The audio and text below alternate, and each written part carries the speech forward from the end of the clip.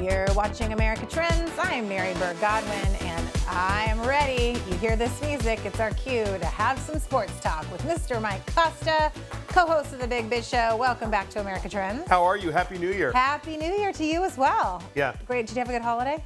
Yeah, very mellow, very quiet. We were down in a big old ranch in Texas. Nice. Between Christmas and New Year's. With friends, your family? Who'd you go with? My brother-in-law's wife's parents. Okay. There you go. All right. Extended family. Right, That's nice. outside of Flatonia, Texas. Wow, I did not know that. 500 acres of just Awesome. awesomeness. It was great. It was a good time. Okay, You? good. I was just stuck around here and had a great holiday. Those are the best. Ate my weight in candy and You chocolate and and I both. Yeah. cheese and all the things. All right. Yeah, we're ready for the new year though. Big time. So let's talk first and foremost in the world of sports. I think on everybody's hearts and minds is Damar Hamlin. Crazy. Were you watching that Monday night football game? Live. And, when he makes the play, gets up, and then kind of stumbles back. I thought, okay, he got rocked. He's got a head injury or concussion. And then obviously, like the rest of the world who was tuned in, as the time kept on going, you realize, all right, this is something a little more serious. I was not watching live, and I did not. I watched it briefly, but I had to turn it away. But how much time was there between? Because I've heard all of the major kudos to the emergency and medical staff that was there. Who were honored before the Bills game this weekend. I saw that, yeah.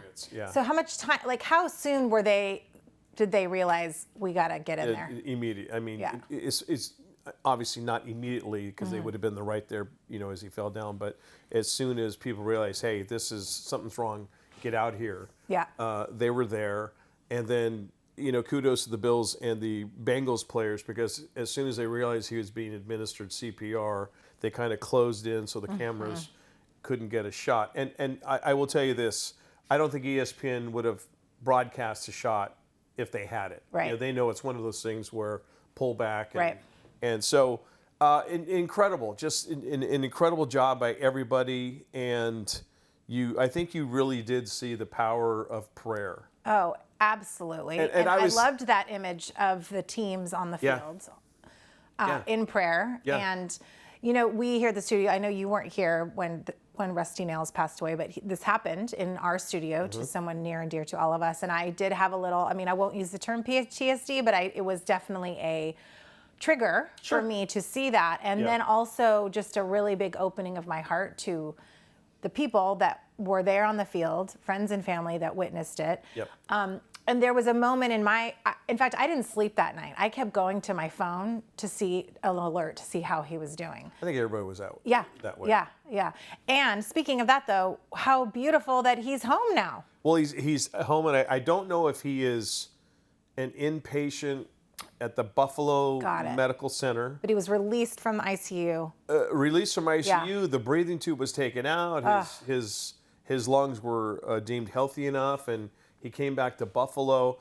I don't know if football is in his future. I would assume, like forever, or I don't know. Yeah. Really, no one's talking about that because I think it's kind of it would be bad to say, oh, so when you coming back? Right. Obviously, there's bigger fish to fry at the moment. Yeah. But the fact that they got CPR, and he had about 10 minutes of CPR done on him, and normally the longer that time goes, the more you're susceptible, I guess, to the brain being damaged and things like that. But I haven't heard any reports on. I guess I've heard positive things about brain function, but I haven't heard any. He's there. Yeah. He was tweeting and texting. And I wanted to mention that. FaceTime with the team. That's so cool. His tweets from the hospital bed during the game were so cool. Sending love, giving the heart emoji, and then tweeting as people were playing and doing. And then I heard something about everyone going around the halls of the hospital when the first touchdown was scored, when that run back. Oh, I know. And they were like setting off alarms, and they were just so excited. How about the fact that it was 3 years and 3 months to the day the Bills had last returned a kickoff for a touchdown? It's incredible. I saw that, and I also saw one of the players get choked up talking about it. Josh Allen after the game, but could not. There were times he couldn't compose himself, and those were obviously tears of joy for what happened. And here's the thing now, Damar Hamlin is, the charity that just wanted to raise $2,500 for the toy drive is now over $8 million. 8 million now. Wow. That's amazing. So he's made a T-shirt that shows the hands and the heart with his name, and all the proceeds will go to the first responders and the people who are working in the hospital that night at UC Medical Center. I did see a meme or a tweet that was going around that had a circle of the ambulance. The ambulance was circled and the field had the players, and it said, these people in this vehicle are the least paid. Crazy. On the field. Isn't that amazing? Were the most important, because when it came to life and death. Yeah. Now, how the dangerous side of football is something that's really coming into the front of people's minds. Yes. and Right. the foreground when something like this happens. How often would you say that things maybe not of this magnitude, but big time things happen to players and it kind of gets on swept under the rug? Yeah. I think you have a couple big time injuries during the year where people kind of go, oh God, this game is violent. The Hamlin episode, that's the first time I'd ever seen that. First time I'd ever seen I've seen ambulances on the field, but I've never seen somebody go into cardiac arrest on a football field. I've seen guys paralyzed. I've seen some pretty horrific injuries. Joe Theismann, comes to mind, but never anything like that. The thing is, you ask every single player out there, seeing what you saw against between the Bills and the Bengals, does that make you second guess playing professional football? And to a man, they would say no. Yeah. I would do it in a heartbeat the next day. Guys love the game. Guys love the competition. They love that locker room feeling that you cannot get anywhere else. And for a lot of them, unfortunately, this is generational wealth. This is not them, but it's them taking care of family, extended family. This may be the first big paycheck a family's had in 100 years or something like that. Right, because so a lot of them feel that pressure. And it is very rare. So we can't live our lives worrying about the random thing that might happen. You would be in a catatonic state in your house 24/7 if you were, well, wait, this could happen. I can walk out of this building and a safe may drop from an airplane and land on my head. Right. Am I going to let that stop me from? No. Right. You can't live your life in fear. And we had a professional baseball player, former professional baseball player, Mark Sweeney, here in studio talking the other day, and he has a son who plays sports and wants to play professional, and that question was posed to him, how does it make you feel about your son playing sports? And he said, you can't take that passion away from your kids. I mean, of course you're in fear as a parent. You sit there chewing on your fingernails when your girls are in a dance competition. Yeah. You're probably more nervous than they are. Parents are the same way. But you don't say, hey, you might get hurt or you might blow out a knee, dancing. Right. So don't do it. You cannot do that. Can't live that way. Yeah. Well,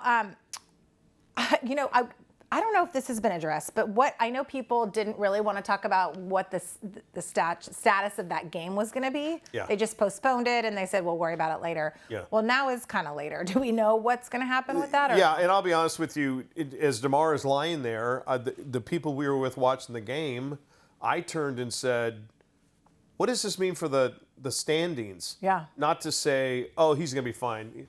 Obviously, knowing what was being able to compartmentalize it. And I looked at my buddy Josh and I said, does this game end at a tie? Does this go down as a non-game? What does this do? Because these are two teams at the tops of their division and who got pretty good seeding in the playoffs. So as it comes down to, if the Bills and the Chiefs make it to the AFC Championship game, it will not be, it'll be played at a neutral site. Oh. Because had the Bills won that game against the Bengals, and obviously they beat the Patriots this weekend, then they would have had the best record in the AFC. They would have gotten home field advantage instead of the Chiefs. So Chiefs have it. They will play their first two playoff games at home. Okay. Their first playoff game at home. They get the bye this week. But if it does get to the AFC Championship game and it's the Bills and the Chiefs, they'll play it at a neutral site. A neutral site. Yeah. Okay, that's what and the Bengals kind of. So they're not going to try to replay it. No, you ran out of no time. You absolutely couldn't do it. The only way, the only way you could have done it is that you make the week between you take the 2 weeks between the AFC and NFC Championship games and the Super Bowl and make it 1 week. Then you could have squeezed the game in. but then the logistics, it kind of screws a Yeah, bunch of stuff. right. It's already in play. It's already in motion, right? It is. Yeah. It is. And Yeah. unfortunately, in this case, the games must go on. Yes. But I like the fact that they did not try to restart that game that night. Thank goodness. That would have Yeah. been a terrible Terrible call. terrible thing. Speaking of terrible thing, let's go to commercial break with showing this clip. Sure. Did you see the Steelers? Did you see this clip that's going viral?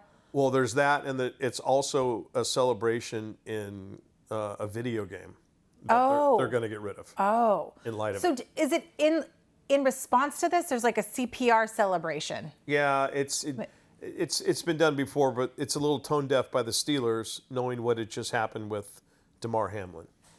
All right. So Well, I know what you're talking about. Okay. Well, we'll go to commercial break and Sure. then we will play it unless we have it right there.